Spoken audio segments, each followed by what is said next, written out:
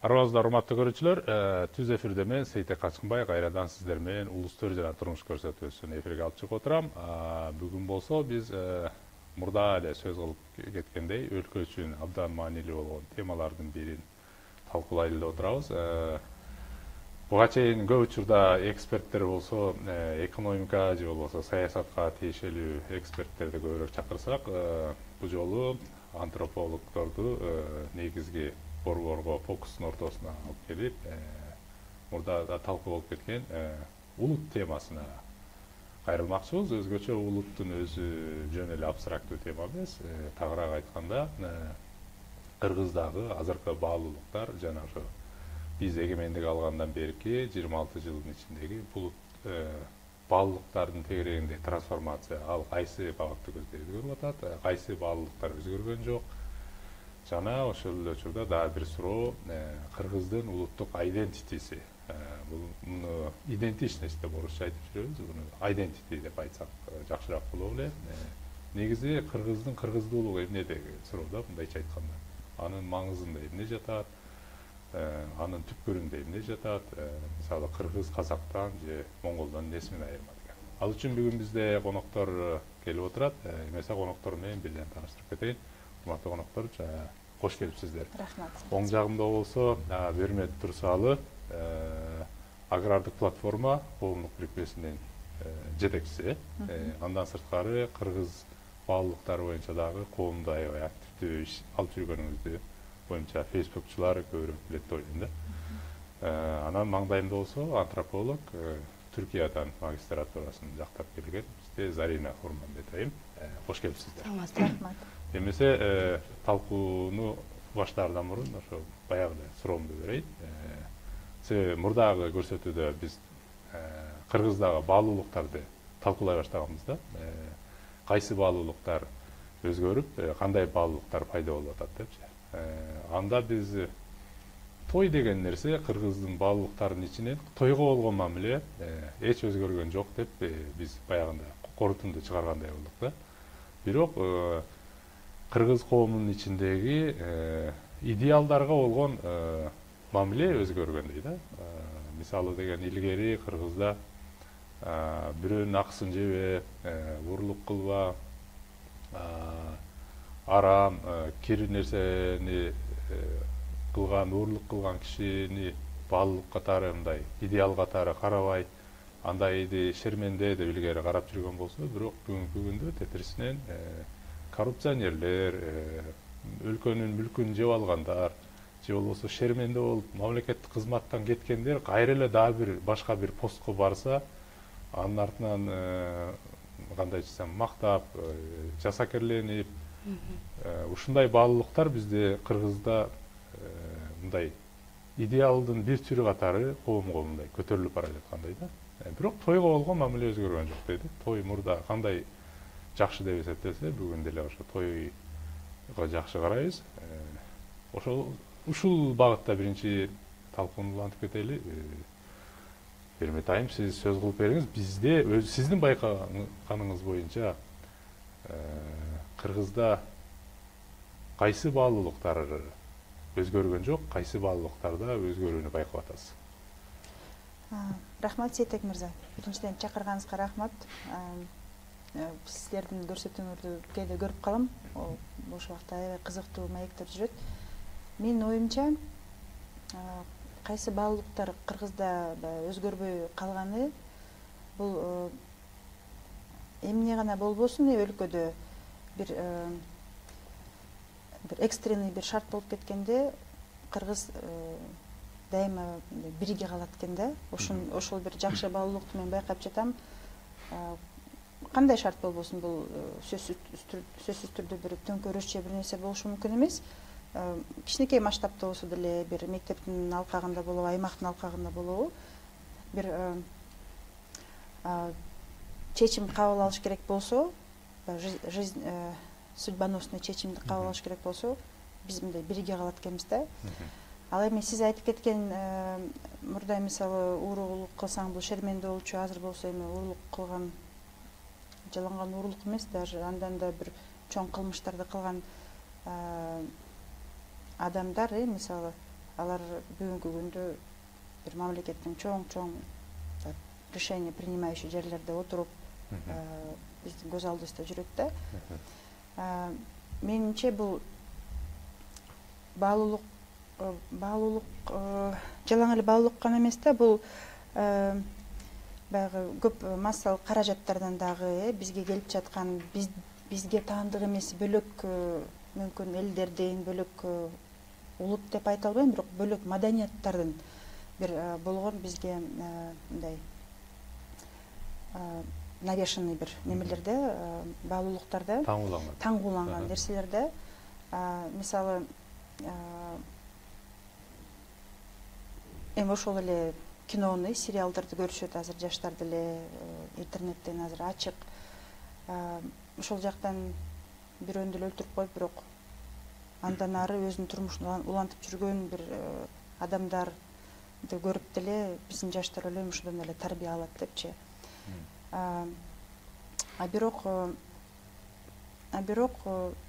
мен өзүм ошо 15 жылдай болуп калды окшойт да. Өзүм кыргыз катары мындай кайтып келгим келди да. Анткени мен өзүм орус мектепти бүтүргөм, орусча окугам, англисче окугам, мындай бир кыргызча бир маданиятка малынган эмесмин да. Бирок өзүм ичимден ошол нерсеге бир жетишсиз болгонсуп, бир аба жетпегенде болуп, өзүм ошол нерсени издеп баштадым да. Анан издеп баштасам эле көрсөм мага окшогон адамдар көп экен да. Анан алар эмне үчүн бул нерсеге кайтып келе атышат? Анткени ошол эле баалуулуктардын жок болуп кеткендиги, эгерде ошол ценность да, бул ушундай баалуулуктарың жок болсо, сен мисалы даже иштеп жаткан жумушуңда деле мындай бир конечный цель болуш керек да. Ошол нерсе сенин улуттук дейбизби, кыргыз баалуулуктары дейбизби, ошого байланган болот экен да. Мисалы, мен азыркы күндө иштеп жаткан жумушум бул органикалык айыл чарба да. Бул органикалык айыл чарба дегенде бул ошол айыл чарба үчүн эле жумуш эмес. Бул менин ички жан дүйнөмөн чыгып жаткан Кыргызстан бойдон сактап калуу.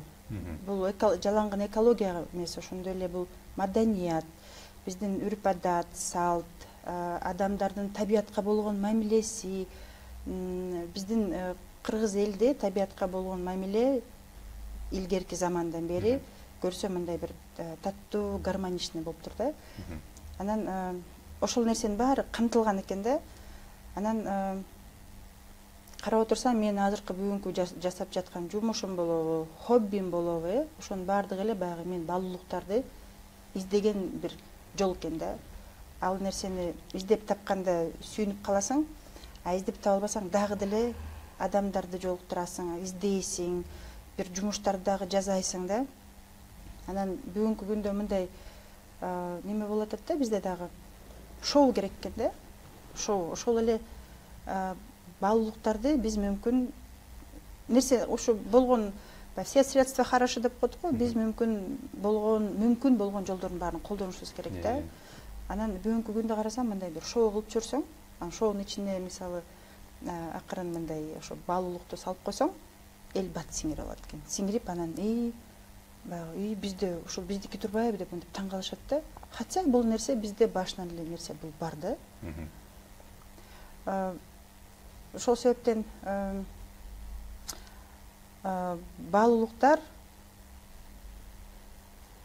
жоголуп кеткен да бар, бирок мен жеке өзүмдүн жеке пикиримен айтсам, азыркы күндө кылып жаткан, таанышып жаткан, аралашып жаткан момундай бир чөйрөдө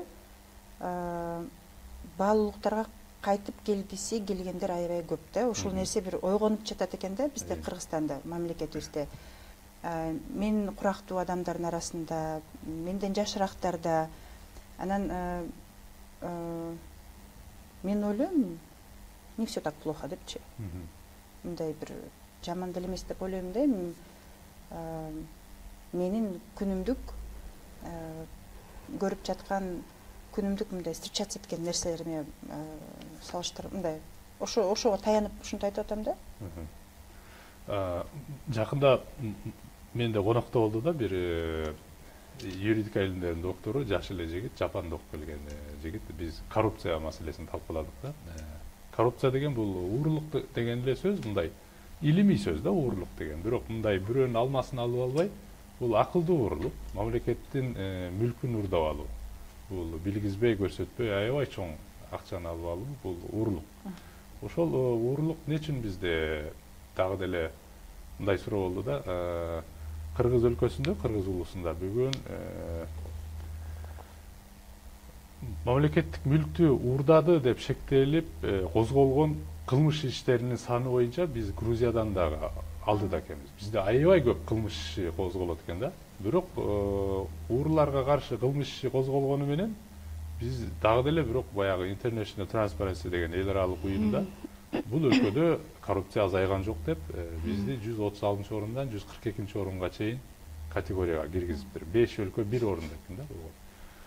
Анан ошонун себеби эмне деп бир нече суроолорду бердик. Анан ошол себептердин бири катары ошо маданий аспектти айтып кетти да. Бул impunity culture деп коет. Мындайча айтканда, эгер сен уурулук кылсаң, мени жаза күтүп турат деп биз коркобуз да негизичи. Жок дегенде моралдык жактан да коркушубуз мүмкүн, бирок юридикалык жактан да коркобуз да. Камап коюшу мүмкүн, сөзгө калышы мүмкүн моралдык жагычы. Уят иш кылып койдум депчи. Бирок тилекке каршы бизде бүгүн элдер экөөнөн тең коркпой калды. Юридикалык жагынан деле коркпой калды, моралдык жагынан деле коркпой калды, уяттан деле коркпой калды дейт. Мени камап коет дегенден деле коркпой калды. Себеби камаса, тыйын берип койсоң, сот ишиң сотко деле жетпей калат, сотко жеткен күндө деле ал актап салат дейт. Ошон үчүн сизде кошумча болсо, бул ушул impunity culture деген нерсеге кошумчаңыз барбы эле, кандай ойлойсуз? Негизи жоопкерчиликтен коркпогон маданият. Бермет айым айтып кеткендей эле, менимче бизде ушул тармакта перформанс же болбосо шоу жетпейт болуш керек. Себеби биз сиздер менен дагы сүйлөшкөндө сиз айтып кетпедиңизби башында дагы, биз мурда кыргыздар бирөөнүн акысын жеген эмес, же болбосо сөзгө бекем турган депчи.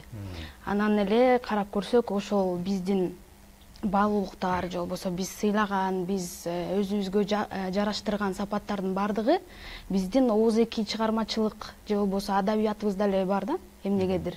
Анан баары абстрактуу түрдө болгондуктан, мындай реалдуу бир үлгү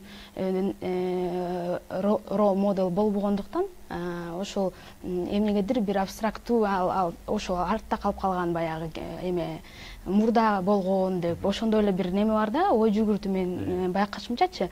Анан азыркы учурда бизде коррупционерлердин ошол иши акырына чейин чыкпагандыгынан, анан же болбосо элге жетпегендигинен менимче эл дагы ошол кайдыгер мамиле кылат да. Андан сырткары байкашымча өзгөчө шайлоо учурунда жана шайлоодон кийинки эгерде элдин маанайын мындай талдап байкап көрсөңүздөр, эмнегедир ушундай ой пайда болду да. Эл биз айтканбыз, как будто бир өксүп, бир эме чоңдор тарабынан же болбосо мамлекет тарабынан кандайдыр бир неме көңүл же болбосо көңүл буруу жетишпей аткандай сезилип атат депчи. Мен кайра ойлонуп көрдүм да, ушундай бир жыйынтыкка келдим да, менимче эл тескерисинче эме баарынан мындай неме мага тийбе. Мына саган мамлекеттин официалдуу статусту, официалдуу эмени саган бердик, бийликти. Сен мага тийбе, каалаганыңды кыл, ичип жей бер, менин атыман. Бирок мага тийбе, мен өз убакытымды өзүм кылам деген да кайдыгер мамилеге өткөн окшойбуз депчи. Себеби азыр биздин өлкөдө жүрүп жаткан ар кандай процесстер, мисалы үчүн сөз эркиндигине болгон коркунуч, же болбосо азыркы телевиденияларды активисттерге болгон ар кандай куугунтуктоо бир гана интернет тармагында эле жакшы колдонуучулар эле билбесе, жалпы калкка жете элек. Анан сиз айткандай, мисалы үчүн бул коркунуч да, эмнегедир эл бирикпей эле да, бул коркунуч тудурган, биздин эркиндигибизге коркунуч тудурган маселелерде бириге калып, мындай өзүнүн оюн билдирген жери жок. Анан ушул менимче ошол бир шоу перформанс жетпейт, жана ошондой эле массалык маалымат каражаттарынын дагы жалпы Кыргызстанды камтый тургандай же бардык элди камтый тургандай тегиз, адилеттүү бирдей маалымат жетпей аткандыгында да болушу мүмкүн. Азыр Бермет айым бир жакшы нерсени айтып кеттиңиз да. Ошол биз кыргыздын дагы бир касиети баалуулугу дедиңизби, буну билбейм, баалуулук деп айтсак болобу, бирок оюмча бул касиетпи дейм да, бир мүмкүн жөндөмү. Бир тышкы коркунучтуу же кандайдыр бир мүшкүл башына түшкөндө улуттук эл заматта мобилизация боло калуу мүмкүнчүлүгү күчтүү экен деп атабыз да. Бул деген ошол Жапандыкына жетпейт болуш керек бирок. Бирок жакында эле мына Казакстан менен чек ара тосулганда биздин ишкерлер топтолуп, жөнөкөй элдерде эле ыктыярчы катары барып, ысык тамагын берип, ошол жерде мусафир болуп турган, чек арада турган кишилерге жардам бергени менин ичимди жылытты. Бул жагы биздин кыргыздын жакшы жагы болуш керек деп ойлойм. Ошол эле учурда Манас аэропортунда быйыл учак түшүп уктап аткан бейгүнөө канчалаган кишилер ад үйүнө кетти. Ошондо дагы коомчулук жөн турбай ар кимиси колунан келгенин тыйындай же материалдык жардамын берип, моралдык да жардамын берип, эл өзү мамлекетти күттүрбөй эле өзү мобилизация болуп барып, алардын көңүлүн сурап, батасын өткөрүп жардам берди да. Бул жагы жакшы деп ойлойм. Бирок ошол эле учурда ошол бул процесс болуп аткан учурда гана жакшы мобилизация болгон менен, бирок анын эртеси эмне болду деп ошонун жоопкерчилигин сурай алган мүмкүнчүлүк да барбы Кыргызда? Эртеси эмне болгонун биз билбейбиз да. Бүгүн ошол аэропорттогулардын абалы бүгүн кандай, жерлерин алыштыбы, башка жакка көчүп кетиштиби? Менде мисалы бир анчалык информация жок ошол эле. Эгер чек ара бүгүн дагы деле узарып аткан болсо, мисалы 2 айлап, 3 айлап болгон болсо, 3 ай бою багалап эле Кыргыз. Башында ошо шоу перформанс сыяктуу 10 күндөй эле багып, андан кийин унутуп калабы эле же кандай болот деп ойлойсуздар? Мен ойлойм, эгерде ушу чек ара тууралуу болсо, андай бир катуу бир ситуация чыгышы мүмкүн болчу. Анткени биз өз айыл чарба жаатында иштеп атканда бизде көп эле адамдар ыйлап калышты да. Анткени картошкасын салышты, өрүктөрүн салышты, алмаларын салышты, кетпей калды, кээ биркиси чирип баштады, кээ биркиси туруп калды. Анан бул негизи өзү мындай биринчи ички конфликттин айынан бир тышкы бир конфликтке өтүп кетиши мүмкүн деп ойлойм да. Бул ошого бир сонун болуп бере турган эле бир причина да. Аны мисалы көптөр эми баягы көзү кычкандар мисалы аны колдонсо болот да, бир провокация катары да. Бирок Кудай жалгап ал нерсе чечилип калды, акырындан болсо дагы акырын чечилип, азыр уже өз жолуна туруп калды. Ошондо дагы ошол нерсени колдонуп баягы элдин тынчсыздыгын алгысы келгендер да болду да. Сиз айтып аткан мисалы дача суу боюнча сиз айтсаңыз мен азыр өзүм эстеп кеттим, ал тууралуу менде да маалымат жок да. Мейли бир кайгырдык, бир айдай кайгырдык, ыйладык биз дагы палто сатып алып бардык, тамак-самак алып бардык, акчасын да котордук, иш алып. Анан кийин эле күн жылып кетти. Ар бирөөсү өз окатыбыз менен ачык айтканда кирип кеттик, ошо менен жумуш болуп эле, үй тиричилик болуп, аларды унутуп деле калдык. Мен мисалы азыр менде деле маалымат жок аларда эмне болду. Самолетко отурганда эле бир эстеп коем да, бул байкуштар эмне болду экен депчи. Анан келгенче уже унутуп деле каласың да, кимден сурайсың. Чынымды айтсам билбейм. Бизде ошондой нерсе деле бар да, биздечи. Мисалы мен апам деле айтат да, бир жумушту кылам десең, кыла бер дейт да, кыла бер. Анткени сен жумушуңду туура эмес болсо, сени бир күн критикалайт, эртеси күнү кайта Кыргыз деген өз окатына кирип кетет депчи, сени унутуп коет депчи. Анан чынымды айтсам 3-4 күн мурун бир ушундай сүйлөшүү болду бизде туугандар арасында, кыздар арасында да, келиндер арасында. Эми ачыгын айтканда бир кыз турмушка чыгам деп, жаңы турмушка чыгып атыптыр, бирок кыз эмес экен да. Анан кийин акта жеңелер мындай отуруп совет берип атабыз да, эмичи турмушка таянып атабыз да, биз айтып атабыз. Эми 2-3 күн мейли, бир 2-3 ай будут мусолить дедик да. Анан сен унутуп коет дедик. Сен унутуп коет, сен главное жашап кет, жашынакай келин болуп, ошол жерге батып жашап кет деп ушундай кеңеш бердик да. Эми бул нерсе эми оказывается заман өзгөрөт экен. Заман өзгөргөндө биздин деле бир кандайдыр бир мамилебиз кээ бирки нерселерге, мурда уят болгон нерсеге азыр деле мындай бир турмуштун бир агымы менен, замандын агымы менен дейби, же ошол биз жашап жаткан коомдун агымы мененби биздин мамилебиз да ошол нерсеге өзгөрүп калат экен да. Мурда аябайт эле бизди монтип тырыштырып турган нерсе азыр мындай уж свободныйраак кабыл алып калат экенбиз да. Анан бир чети бул жакшыбы дейм да, бир чети мындай бир нерсенин үстүндө тим эле башыңды кайнатып, бирөөнү да жинин келтирип, өзүнүн да жинин келбей, ал нерсени бош кое берип, по течению албетте бир жактарын контролдоп туруш керек, бирок бөлөк нерсени кыла бериш керек да, баягы өнүгүү жакка кете бериш керек да. Анан бизде ушундай нерсе бар болот. Эртеси күнү өз жумушка кирип кетебиз, оокатка кирип кетебиз, анан тиги болгон бир трагедияны бир ошо трагедияга мындай бир кайгырып байланып калбайбыз да. Баа беребизби, бербейбизби ошо? Баа беребиз деп ойлойм. Мен мисалы ичимден албетте баа берем ал нерсеге. Ал эмне болду? Ичимен мындай переживать этем да. Ал адамдар эмне болду?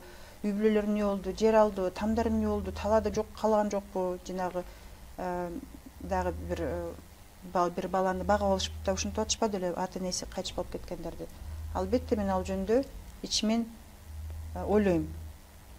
Бирок ошол жерге барып мындай бир сураганга чынын айтсам жараган жокмун. Азыркы күндө да. Албетте болгон маалда ошол жакта жүрдүк баардыгыбыз эле. Бирок бүгүнкү күндө уже барып эмне болдуңар деп сураганга мен мисалы колум тийген жок. Мен ойлойм бул нерсе уже мамлекеттин жоопкерчилигинде болуш керек депчи. Биз өз убагында кыла турган нерсени кылдык, мобилизация кылдык, бир мындай көтөрүп кеттик. Ойлойм дальше уже мамлекет бир кам көрүш керек деп ойлойм да. Бул негизи мобилизация биздин иш, андан ары анын көзөмөлүн алыш бул мамлекеттин иши болчу эле деген. Деп ойлойм да. Зарина, сизде? Мен азыр ушундай жыйынтыкка келип атам да, сиз айткандай ушу биз эмне үчүн ушундай болду, биз чогулткан акчалар туура бөлүштүрүлүп берилдиби деген сыяктуу суроолорду бербегендигибизден ошо коррупционерлер дагы эле бизди башкарып отурат, дагы эле биздин эркиндигибизге кандайдыр бир кооптуу жагдайларды жаратып атышат да. Ошон үчүн эл да кайдыгер болгон үчүн ушунчалык деңгээлге жетти болуш керек деп ойлойм да. Анан баалуулуктар мисалы үчүн 1000 жыл мурун кыргыз этносун алып жүргөн элдердин баалуулуктары азыркыга чейин жашап атат. Биз кайра мурдагы баалуулуктарга кайтып келишибиз керек деген сөздөрдү бир аз мен популисттирээк деп көрөм да. Анткени Бермет айым айтып кеткендей, биздин жашоого ылайыктуу ушу биз глобалдашып баратабыз, санариптик дүйнө болуп атат дегендей, биздин баягы чек араларды ачылыш керек көп нерсеге, баардык маанидечи дегенде, ошондуктан биз ар кандай баалуулуктарды өзүбүзгө алганга биз азыр эркиндигибиз бар. Ошондуктан баалуулуктар катуу ойдон карманып туруу эч бир маданиятта, эч бир улутта болбойт да. Ошондуктан өзгөрүүсү бул абдан мыйзам ченемдүү нерсе болуш керек да. Бирок эгерде биз өлкөбүздүн же улутубуздун келечегин ойлосок, албетте биз ошол бардык жакшы нерселерди, азыркы дүйнөдө болуп жаткан прогресске ылайыктуу нерселерди өзүбүзгө алышыбыз керек да, адаптация кылыпчы. Анан Бермет айым башында айтып кетпедиби, баягы сиздин эмеңизге мындай эме экенде, карама каршы экенде, мен тескерисинче айылда өскөм, кыргыз мектепте окугам, кыргыз университетке баргам. Бирок мен билимим батышта түптөлгөн теорияларга негизделет да. Ошого карабастан мен канчалык деңгээлде баягы кыргыз тили менен, кыргыз маданияты менен, чыныгы айылдык маданият менен чоңойгонума карабастан, менин өзүмдүн жеке инсандык баалуулуктарым баардык кыргыз улутуна баягы эметилген. Орто кыргызга. Таандык баалуулуктар менен бирдей эмес да. Көз карашы мисалы үчүн ар кандай музыкага, маданиятка болгончу. Ошондуктан бул нерседен коркуу азыр бизде ушундай эмелер чыгып атпайбы, ар кандай агымдар коркуу, биз эмебизди, маданиятыбызды сакташыбыз керек. Батыш жаман, эме шайтандын баары батыштан келет. Биз деген баарын коргоп турушубуз керек. Кыздарыбызды чет өлкөгө жибербешибиз керек. Алардын сиз айткандай жанагы баардык нерсесин коргош керек деген сыяктуучу. А бирок ошол учурда эркек балдарыбызды жиберсек болот мисалы, же болбосо миграция маселесине келгенде жиберсек боло берет да. Анан миграцияга жөнөтүп коюп, анан биз баягы жаштарды кайра эле миллиондогон жаштар ошо миграцияда жүрөт, анан биз кантип кайсы баалуулуктар жөнүндө сөз кыла алабыз. Анан сиз башында айтып кеттиңиз, identity депчи, өз тааным же болбосо өзүн түшүнүү, кабыл алуу, биздин ар кандай identityбиз бар да. Сиз саясаттануучусуз, сиз кыргыз баалуулуктарына ылайыктуу ошо атайын агрардык бир нерсе долбоор менен иштейт экенсиз, мен өзүмдү антропологмун деп эле аябай неме кылып алдым. Ушундай бизде майда ким экенибизди билдирген identityдер дагы менимче мындай жок да. Көбүнчө эле бизде мындай популярдуу нерселерге, мисалы үчүн баары тең саясаттануучу популярдуу болсо, ошо саясаттануучу же ырчы болуу, ушундай болуп калат да. Ошондуктан бизге менимче биринчиден маалымат жетишпегендиги бар. Анан биз көп эле эфирден сырткары да сүйлөшүп келаттык, баягы мектептеги билим берүү учурундагы жанагы сын пикирдүү ой жүгүртүү, же болбосо критическое мышление деген нерсени, критикалык ой жүгүртүүнү өнүктүрүү жок болуш керек да. Ошонун негизинде болуп атабы деп, көбүнчө биз абстрактуу ойлонот окшойбуз деп калдым да. Себеби биз кыргыз деген улуу болгон, анан кыргыз деген таза болгон дегенибиз менен на деле жумушка ишке келгенде мына көргөзбөй көп нерсени унутуп калат экенбиз демекчи. Мен дагы бир ойго мындай жемташтап бир мисал айтайын. Өзүмүн айта турган болсом, мен биринчи кесибим боюнча чыгыштануучумун. Мен Кытай позмун. Кийин кесибим боюнча ошо Жапон, Ирак, Чыгыш Корея, Монголду изилдеп, бул менин кесибимди мындай тереңдеткенге аракет кылдым да. Анан ушу бала кезимде негизи бул эмнеден башталды? Жапонда зен деген түшүнүк бар. Бул медитация түшүнүгү бар да. Негизи анын да түрлөрү көп, бирок зен дегенде көбүнчө лотоско отуруп практикалаган түрү бар да Жапонда. Анан башында ушу менен мен да алек болуп мектеп кезинде. Анан медитация кылып, дуалды карап, ошонун философиясын китептерден окуп алып, абдан астей деле ошону түшүнгөнгө аракет кылчумун да. Окуп, бир отурганда 1,5 саат, 2 сааттан отурганга аракет кылыпчы. Анын эрежелери бар экен, негизи башында 100 жолу дем алганын эсептейсиң, кийин 200 жолу. Негизи башында ошентип эле турасың да. Бул анан кийинчерээк бара аны көнө баштагандан кийин анан бул оңой эле болуп бир процесстерге түшүп, анан кийин Жапонго деле барып, анан ушул практиканы кээде жасап жүрдүм. Анан кийинчерээк такыр эле кылбай калдым да. Анан мындай ойлонуп көрдүм, эмнеге азыр кылгым келбей калды, кылбай калдым деп ойлосоң. Анан бул ар бир ошо зендин дагы өсө турган, өнүгө турган бул этабы экен деп түшүндүм да. Негизи карасам, ошо зенге эле окшогон нерсе Жапондун бардык жеринде окшош экен. Бул ресторанында деле, лагманканасында деле, кендого барган жеринде деле, же жада калса академикалык чөйрө политологиясы деле, бардык жери, дүкөнү деле ошо зендин эле бир башкача тышы, формасы башка экен, бирок ичи бирдей экен да. Бул деген нерсе, зен деген сөз өзү бул тхьяна деген санскрит сөзүнөн бул сүкүт деген сөз. Бул концентрация кылып бир нерсени ойлонуу деген нерсе. Ошо сиз азыр айтып кеткен нерсе, бул бир нерсеге фокус кылып, ошонун майын чыгаруу, ошонун маңызын түшүнүү, бир нерседен күчтүү болуп чыгуу деген нерсе экен, көрсөчү. Анан ойлодум, зенде мынтип отуруп кыласыңбы, туруп кыласыңбы, кийин көнүп калгандан кийин сен аны шарттуу түрдө атайын эле отуруштун кереги жок да. Бул деген нерсе мектепте жүргөндө биз биринчи класста А деген тамганы 100-200 жолу жазып машыкчу элек го. Ошо сыяктуу экен да. Кийин эч ким деле аны машыкпайт да. Кадимкидей жазып калган сыяктуу бардык нерсе табигый түрдө, эгер биз футбол ойносок, топту тээп атканда көнүп калган киши ойлонбой туруп эле тепкенде ал ошо жерге жетип барат, туурабы? Ошо сыяктуу бардык нерсе, эгер биз антрополог болсок, ошо антропологдун медитациясындай концентрация кылып, бир нерсени кылуу. Эгер биз тилчи болсок, ошо тилчиликтин зенине жетүү, же болбосо ашпозчу болсок, самса каначы болсок, ошо самсанын зенине жетүү деген сыяктуу. Ушул сыяктуу бүгүн Кыргызда баардык кыргызды бириктире алган ушундай бир кандай касиетибиз бар, кандай бир баалуулугубуз бар биздечи. Жапондарда барсам баардык жерде бирдей экен. Мамилеси, жумушуна болгон мамилеси үй бүлөдөн дагы жогору турат экен. Биринчи жумуш экен, анан экинчи үй бүлө экен буларда. Ушул сыяктуу бизде эмне бир азыр менимче баарыбызды бириктире ала турган бир баалуулук барбы? Убадага бекем болуу, же болбосо же уурлукпу, же жалганчылыкпы, мобилизация эле дейин десем, Түштүк Корейлер финансылык кризис болгондо 97-жылы эсимде. Кытайда окуп жүрөт элем, корей балдар өлкөбүздө кризис болду деп, ошол жерде бир 100гө жакын корей студент бар элес биздин жатаканада. Бир ошону калп айтпасам 40 кетип калды да. Өлкөнү сактайбыз деп. Анан кийин уктум, кийин ошо сиздердей болгон кыздар сөйкөлөрүн, шакектерин неме өлкөгө берди дейт. Ошо кризистен сакташ үчүн. Ошол сыяктуу эмне бар бизде?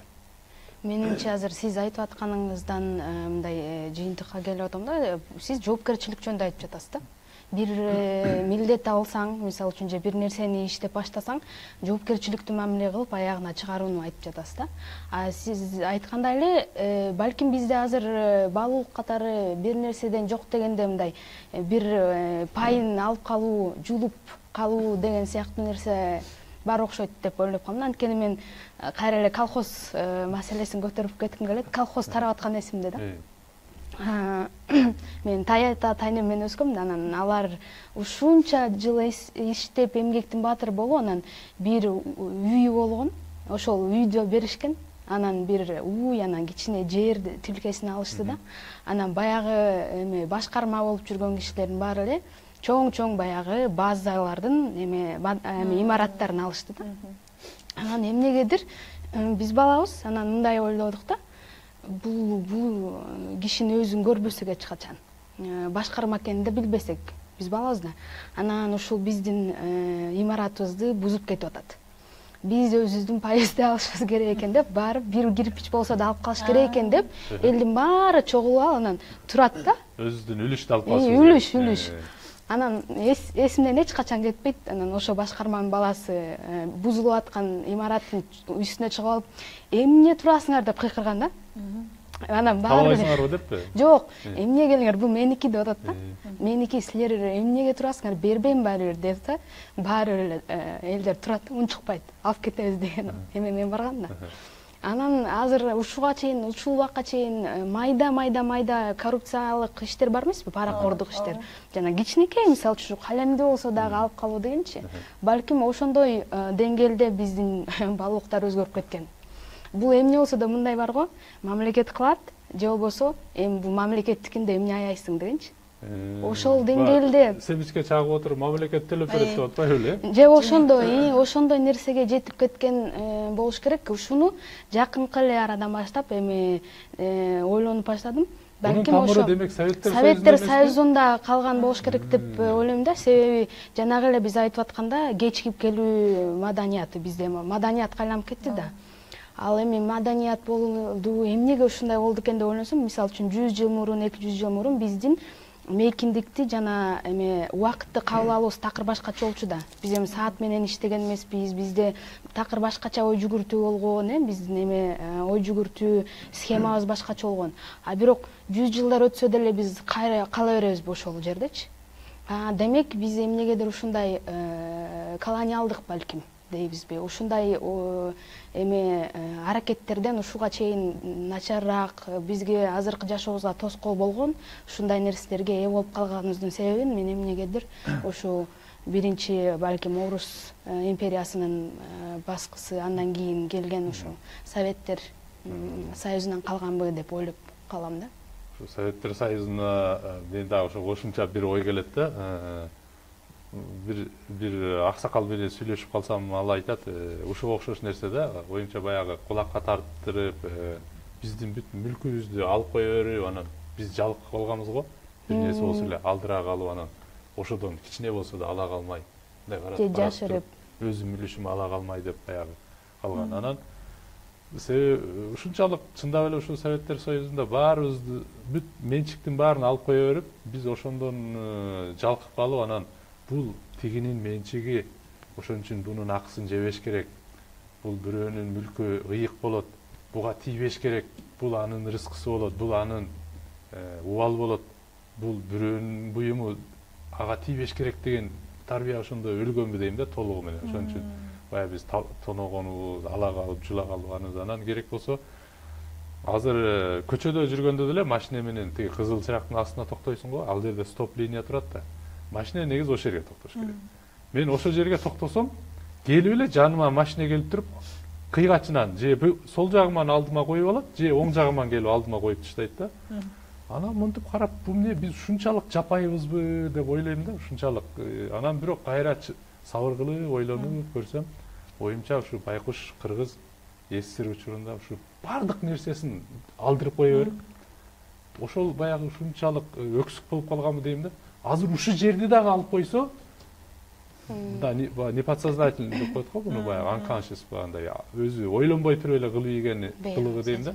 Ушу СССР учурунда ушу бардык нерсени алып кое берип, ушу мейкиндигими да алдырып койбойн деп, ошого да кызганып, ошо машинесин эрежени бузуп болсо дагы ошону коюп, ушу кичинерээк болсо да жерди алып калайын деп аракет кылган психология бул. Биздин, демек, бул кыргыздын бүгүнкү тилекке каршы баалуулуктарынын бул де-факто бир экен деп анан ойлоп калам да. Анан Пермет айым, сизге дагы башка суроо ошого тиешелүү. Айгине деген маданий борбор менен кызматташып жүрөсүз да. Анан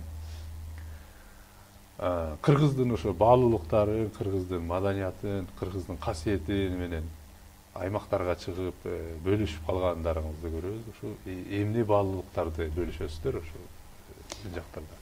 Биз Айгине менен аябай кызыктуу долбоор болду мен үчүн да. Мен үчүн биринчи жолу болду, жана күтүлбөгөн. Мен бул мындай фундаментально караганда бул керектүү нерсе деп. Анткени биз Айгине менен аскерлерге чыгып кыргыздардын баалуулуктары жөнүндө айтып келдик да. Менин айткым келгени ошол эле аскерлерге, эми аскерде солдаттарды, мисалы, любовь к родине, патриотизмди жогорулатуу тармагында иштерди алып барышат экен да. Мен эч убакта аскерлер менен буга чейин жолуккан эмесмин. Анан мага жаккан нерсе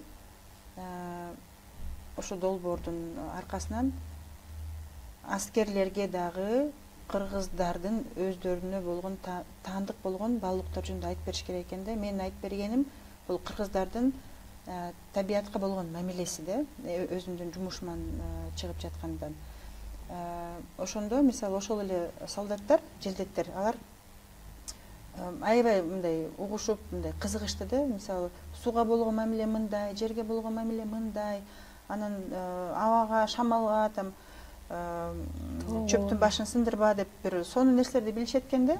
Анан ошол нерселерди өздөрүнө кайта эле айтып келсең, эстейт дагы, өздөрүндө дагы мындай бир еще больше утверждаются, да, вот в себе. Анан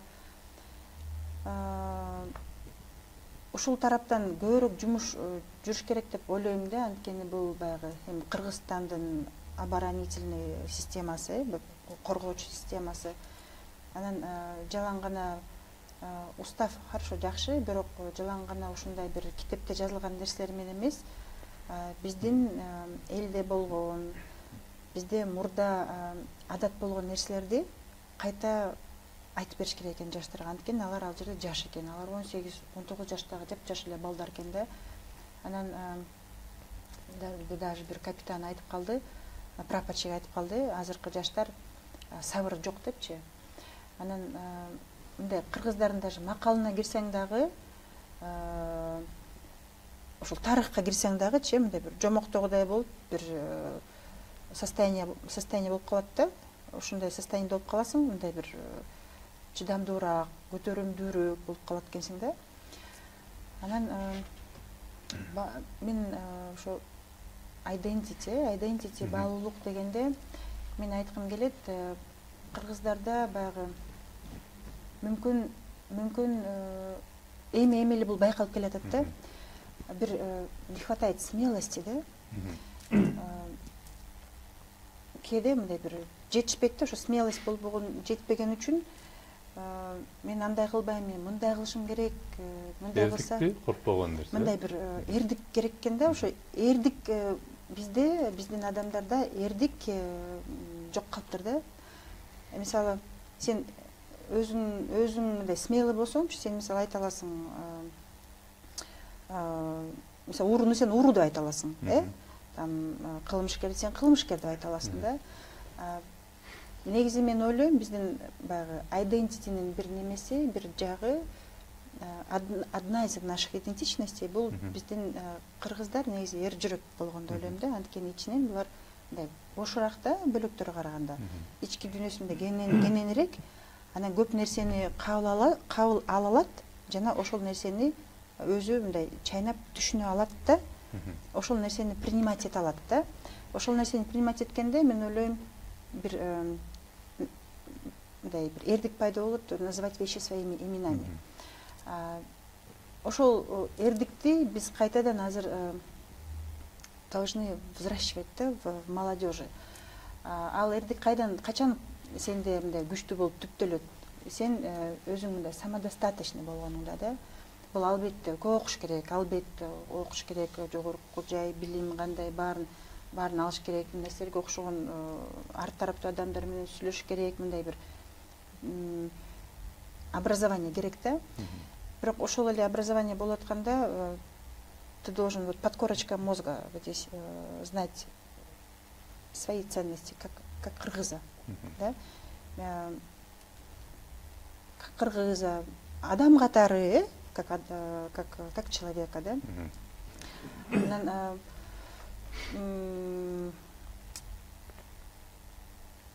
Ошол себептен биздин кыргыздардын баалуулуктар тууралуу көбүрөөк айтыш керек.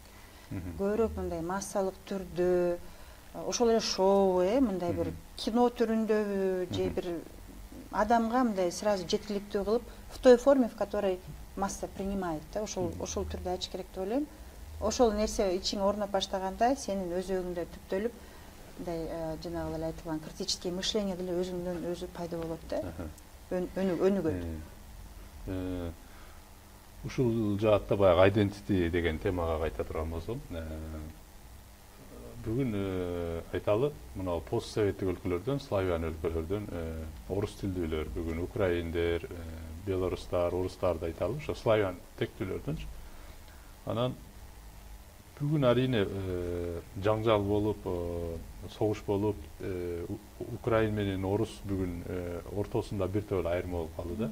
Мен украинмин деп, тигилер украиндердин бүгүн айдентитиси да күчөп, биз канча дагы өзүбүздү Европа менен ассоциация кылабыз дегендей айдентити көбүрөөктөй сезилет да. Анан биз канча дагы украин тилде сүйлөйбүз дегендей кылып ошого басым кылышат. Анан мен украиндер менен дагы карап сүйлөшүп өздөрүнүн. Анан европалыктардан карайм да, силерге украиндер орус экөөнүн айырмасы барбы силер үчүн десем, кээбиркелер айтат, ооба, биз үчүн негизи экөөңөр тең эле бир эле адам, советтик адамдардай сезилесиңер дейт, бирок Украин менен орусты айтат да, бирок айырмаңар украиндер бул футболдук держава деп айтат да. Бул деген нерсе украиндердин айдентитисинде бүгүн футбол деген түшүнүк бар дейт да, орустардан айырмаланып. Бул футболдун өлкөсү дегендей айтып атат да. Негизинен буларда илгертен калган базасы бар. Ошол сыяктуу биз бүгүн казак менен дээрлик окшошпуз, тилибиз деле кичине айырма болсо, казак жеген бешбармакты биз деле жейбиз, ошондой эле тамактарды жейбиз, ошондой эле кийинебиз, анан мындай кебетебизден мен оюмча айырмалай албайм эч. Ким казак, ким кыргыз. Анан ошондой эле боз үйдө жашайт, монголдор деле бар, каракалпактар деле бар. Ушулардан биздин айырмалаганга биздин эмне айдентитибиз бар? Эмне биздин өзгөчөлүгүбүз бар? Кандай айдентитибиз бар? Аябай оор суроону мага бердиңер го. Булардан эмнебиз менен айырмаланат? Бүгүнкү кыргыз атуулу эмнеси менен айырмаланат? Негизи identity деген суроого келгенде, менимче бул суроого оңой эле мындай бул деп же алма деп же болбосо футбол деп жооп бергенге эч качан мүмкүн эмес да. Азыркы кезде эгерде конструктивдүү сүйлөй турган болсок, азыркы кезде биз кайсы бир деңгээлде өзгөчө могу Советтер Союзу кулагандан кийин сиз айткандай өзүбүздүн иденттүүлүгүбүздү ошо бир биздин этностун атыбыздын деңгээлинде курганга түзгөнгө аракет кылдык. Мисалы үчүн кыргыз, анан манас депчи. Андан кийин эле эмнегедир бул сөздөрдүн баары жоюлуп кетти дагы. Анан көбүнчө ошо бир аз улутчулдукка аябай берилип баратат да. Мисалы үчүн бул бир аз куруу сөздөй дагы эметет да, кыргыз деген улуу болгон же кыргыздар мындай болгон, эр жүрөк болгон деп сиз айтып атпайсызбы? Азыр эмнеге боло албайт? Ушун биздин ошо айдентитибиздин көп нерсеси мындай сынып калгандай да. Анан бирок мисалы мен вандык кыргыздардын менен жашап, ошол жерден көрүп келген нерсем, албетте вандык кыргыздар Кыргызстандын территориясында жашаган кыргыздардан көп жылга, көп убакытка аябай алыстап, изолированный болуп калган. Анан да алып туруп, анан Афганистанда жашап жүрүп, анан Түркияга көчүп кетип калышкан. Анан ал жерде жүрсө дагы, мисалы үчүн тилин, анан көбүрөөк өздөрүнө таандык болгон маданияттарды сактап калууга аябай дилгир болгондугу менен мага таң калыштуу болду. Анан эң эле мага жакын болгону бул мисалы үчүн эми ошо айдентитинин бирден бир көрсөткүчү деп эсептейм, аттарга болгон мамилеси. Ат жандыкка болгон мамилеси, жылкыга болгон мамиле аябай жакшы көрүп, ошо вандыктарды Ван. Анан бирок мен Кыргызстанга келгенде деле түшүндүм. Мисалы ошо былтыр Ноорузда болгон улакта балдар эмеге чейин чыгып, аябай аны социалдык тармактарда айтты, жаман жазышты да, булар тиги эме жапайыдай болуп, анан ушу ат көрбөгөнсүп ушинтип. Бул жерде мындай акча жоктук же жапайылыктын эмес, ал ошол аттык, ошол перформанс, ошол жерде болуп жаткан оюнду көрүү үчүн жанын бергенге даяр. Демек жанын чынында эле бул прямом смысле, буквально айтканда, баягы чоң бактарга чыгып, эме бийик нерселерге чыгып алып карап атат да, жыгылып кетсе, өлүп калса баары бир, бирок көрүш керек, мисалы үчүн да. Ипподромдо аябай эле кит болду го, тиги чыгып алганда өзүнүн өмүрүн тобокелге салып, эгер ал кулап калса, оюмча ал жерде бир 40-50 чакты бала турат, анын бир 5-өө өлөт эле да, оюмча. Бул өтө трагедия болмок. Ошол деңгээлде мисалы үчүн мен бирден бир көрсөткүчү деп эсептейм да. Мисалы үчүн ошо жандыктарга болгон мамилеси. Менимче бул аябай тумандуу нерсе да. Конкреттүү бизди ушу казактардан эме айырмалай турган нерсе бул деп көрсөткөнгө азыр эрте. Жана менимче бизде азыр көптөгөн изилдөөчүлөр бар. Ошону изилдеп, ушунун үстүнөн иштеп жатканчы. Бирок ошол эле учурда азыр муну эмнеге айтуу оор? Глобалдык жашоодо Бермет айым айтып кеткендей, сырткы факторлор күчтүүрөөк биздин иденттүүлүгүбүздү бурмалап же болбосо таасир бере турган. Ошол эле популярдуу маданият же негизи эле массалык маданият, кайсы бир өлкөнүн маданияты деген сыяктуу. Ошон үчүн эми жылкы дегенде оюмча биз менен моңгол деле катуу талашат деп ойлойм. Монголдордо жыл сайын 7 айда, июлда буларда эрийин оруп адым деп коет. Эр жигиттин 3 оюну деген улуттук оюн өткөрүп турат жыл сайын. Баягы көчмөндөр ою деген сыяктуу булар улуттук деңгээлде жыл сайын болот. Ошол 3 оюнда бирөө жамбатуу жаатыш, бирөө күрөш, экинчиси, үчүнчүсү бул сөзсүз ат жабыш. Ал жерге жаш балдарды чаптырат, арийне, жеңилирээк болгон үчүн, бат келиш үчүн аябай чоң байгелер жасайт. Бул жактан оюмча биз менен аларды деле тааныша алат. Мүмкүн балким бул көчмөндөрдүн иденттүүлүгү деп айта алабыз андай болсочу. Анткени сиз айткандай эле аларда деле мисалы үчүн жана салттык аңылоонун түрлөрү да биздикине абдан жакын. Мисалы үчүн куш салуу же болбосо тайгандар менен аңылоо деген сыяктуучу. Ошондуктан бирок азыр балким ушундай убакыт келди, келечекке багытталып эгер ойлонсок, анда балким ошо Украинаны айтып жатпайсызбы, футболдун баягы эли депчи. Эми футболдун эли экенин чын эле билген эмесмин. Мен ойлогом тиги түштүк Америкадагылар го депчи. Бул жок, ошол салыштырмалуу да. Бул арийне Европадагы державалардын бири деп каралат. Бүгүн УЕФАда коэффициентте бүгүн Европа боюнча эң мыкты 8 команданын бирине кирет Украина бүгүн деле.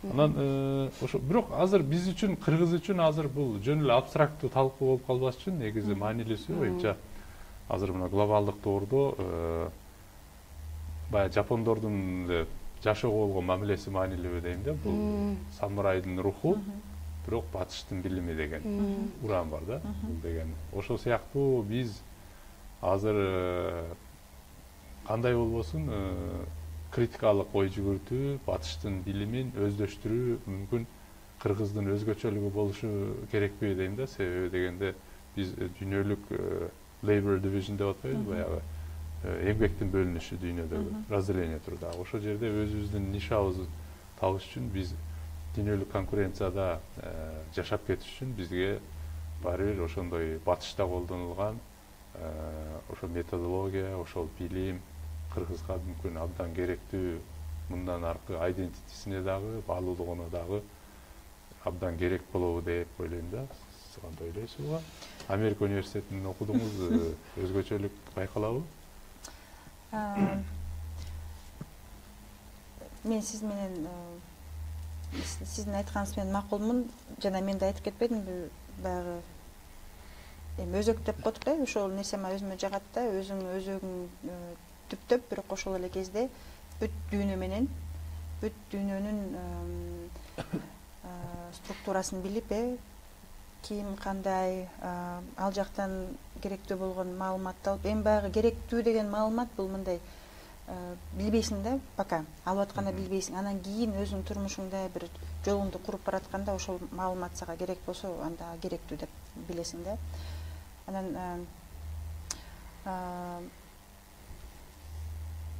эми орусча айтканда, сохраняя свою идентичность, но жить в мире, да? Ошондой бир нерсе болсо, бул күчтүү маданият да болот, күчтүү өлкө да болот, күчтүү мындай бир сиз айткандай ошол дүйнөлүк рынокто дагы болобу, дүйнөлүк негизи дүйнөлүк деңгээлде болобу, биздин өзүбүздүн бир чакан болсо да, бирок бир бекем нишабыз болот да. Менин байкашымча, ошол азыр глобалдык дүйнө менен салыштырганда бизде менимче өзгөчө жаштар арасында ушул чакан ишкердик өнүгүп келатат да. Муну менимче колдош керек. Бул дагы ошол балким жанагындай алып жутуу же болбосо жулуп калуу дегенден алысыраак жаңы маданиятты түптөсө болот болуш керек ушул аркылуучу. Ал үчүн бизге баягы эле айтып кеткендей үлгү инсандар сөзсүз керек. Анан балким ошондо жанагы мамлекеттик каттоо же болбосо салык инспекциясынан жашырып, эски баягы советтер системасындагыдай көрбөй, чынчыл, жоопкерчиликтүү баягы жаш балким калк өзгөртө алат болуш керек. Ошол нерсе бирок түптөлүп келатат Сентек беке. Мен өзүм ушу жумушума тиешелүү ошол малый средний бизнес менен, чакан ишкерлер менен жүрөм да, негизи элечи. Дыйкандар менен, жаштар менен, өтө деле жаштар деле эмес да. Анан азыр ушулардын арасында мындай өзүнчө бир мода да. Мода чынчыл болуш керек. Жанагы бизнес катнашта дагы адилеттүү болуш керек. Жана алдабаш керек. Баягы алдым жуттум деген болбош керек. Андай алдым жуттум болсо, ошол чөйрөдөн акырын четке чыгып калат да. Анан ошондой бир аз өзүнүн кемчилигин билген адамдар буларга тең элебиз деп мындай өзүнчө бир неме түзүлүп келатат да. Коомдун ичине дагы бир коом түзүлүп келатат да.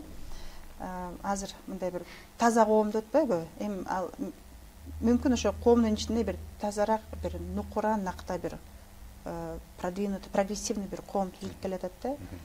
Мисалы Сентек байке, сиз деле ошонун курамындасыз деп ойлойм да. Ошолордун сизди мисалы көптөр Facebook'тан эле окуйм, жаштар сизге аябай сизди үлгү катары көрөт, мындай сиздей болгусу келет, сизден үйрөнгүсү келет.